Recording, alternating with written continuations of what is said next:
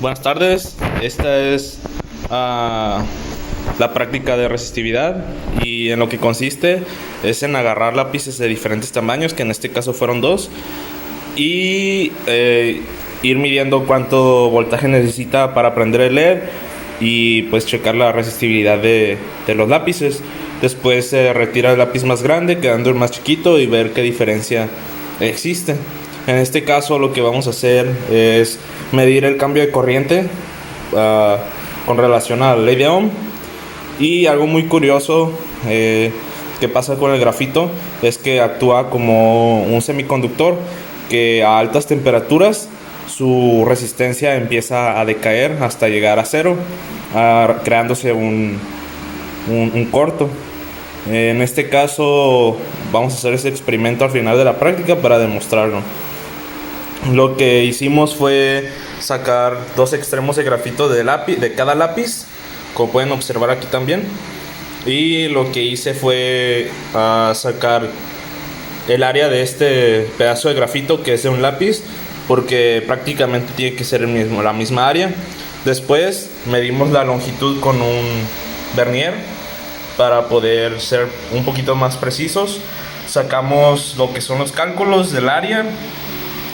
Y como había muchas variaciones respecto a las resistividades que había en internet, mejor se realizó hacer las mediciones de la resistencia de cada lápiz en forma física con el multímetro, y de ahí se procedió a calcular la resistividad de cada lápiz, ya que son diferentes marcas de lápiz y por lo mismo pueden tener diferentes cantidades de carbono y así cambia la resistencia. Como pueden ver, nos dieron estos valores de resistividad que pues son un poco alejados. También depende mucho de la longitud del lápiz, y a lo que se miran los resultados, este lápiz aquí tiene más carbono que este de aquí, que es el CETIS.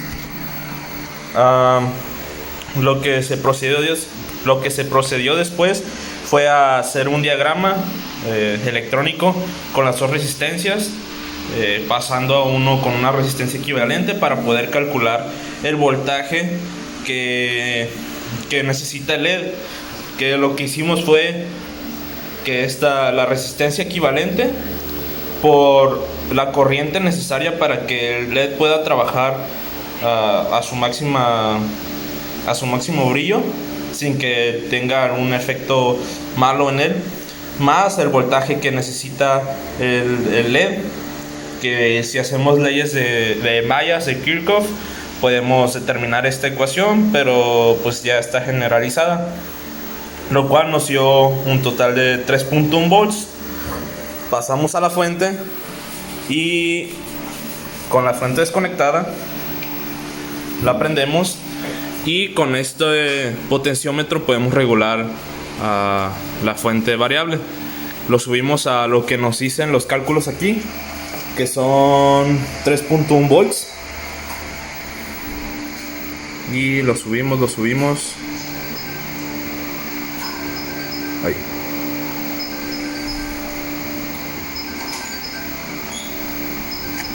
Ahí está, 3.1 volts. Ahorita el circuito está desconectado, por lo tanto no pasa corriente. Tenemos el multímetro conectado en serie para que pueda mirar cuánta corriente está suministrando y ver si el grafito está cumpliendo con su resistencia después de aplicarle cierto voltaje, y nos debe dar 20 miliamperes aproximadamente. Procedemos a conectar la fuente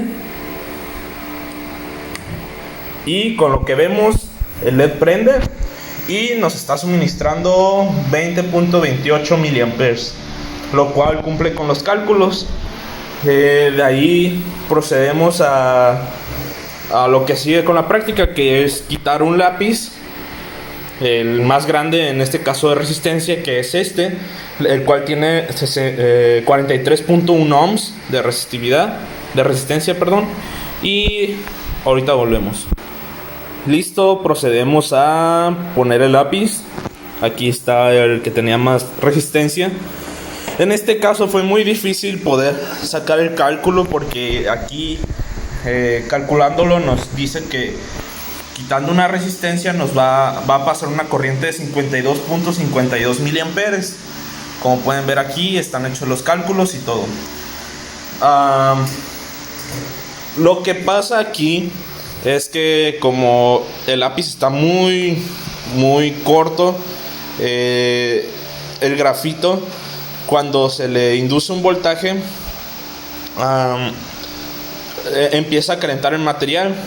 Y haciendo investigaciones y todo, nos miramos que actúa como un semiconductor cuando empiezan a elevar su temperatura y va perdiendo una resistencia, lo cual esto se hace una resistencia cero y pasa toda la corriente por aquí hacia el LED, lo cual el LED pues consume 1.8 volts. Entonces van a ver que la fuente va a empezar a decaer porque se va a empezar a calentar el grafito y pues nos va a dar otra corriente, ya que es como si no hubiera resistencia y el LED se estuviera alimentando directamente.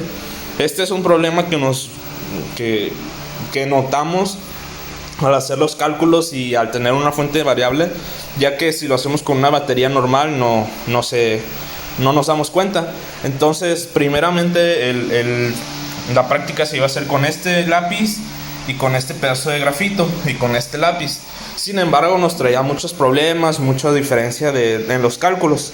Entonces aquí, como pueden ver, está en 3.1, no cambia, nada más va a cambiar la resistencia. Vamos a proceder a conectarlo y van a ver cómo va a empezar a cambiar la corriente. No va a estar fija y nos va a dar muchos miliamperes. Y vamos a ver cómo decae también el voltaje. Lo conectamos, ahí prende el LED.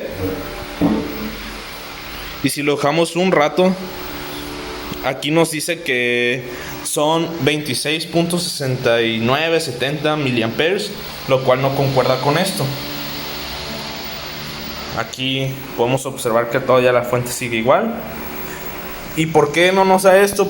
Debido a que la resistencia del grafito empieza a cambiar cuando es calentado. Entonces si lo tocamos, sí se siente caliente.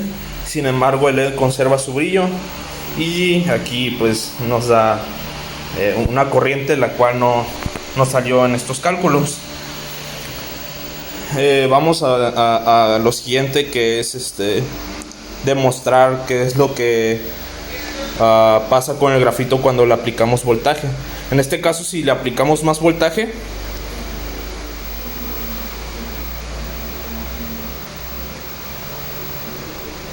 el grafito se empieza a calentar bastante. Y como pueden ver, el LED está siendo afectado. Sin embargo, bajamos la intensidad y así podemos ver las variaciones que afecta con respecto a la ley de Ohm. Ahora vamos a pasar con el fenómeno que pasa con el grafito. Ok, procedimos a conectar aquí directamente un pedazo de grafito para ver qué fenómeno existe. En este caso nos da aproximadamente 16.6 ohms. Ahora vamos a inducirle 3 volts para ver qué es lo que sucede con su resistencia después de dejarlo un buen rato. Desconectamos al multímetro para que no vaya a afectar. Prendemos 3.1 volts y lo dejamos un rato. El grafito empieza a calentarse. Ahora procedemos a... Como pueden observar, está decayendo mucho el voltaje, ya que está haciendo un cortocircuito debido a que la resistencia está... Uy, está muy caliente. Está bajando, está yéndose a cero. Ahora rápidamente vamos a apagar la fuente y vamos a conectar el multímetro para checar su resistencia. Como pueden ver, la resistencia se vuelve cero y conforme se va enfriando empieza a subir de nuevo la resistencia hasta llegar aproximadamente a lo que nos dio. Un poquito más puede llegar.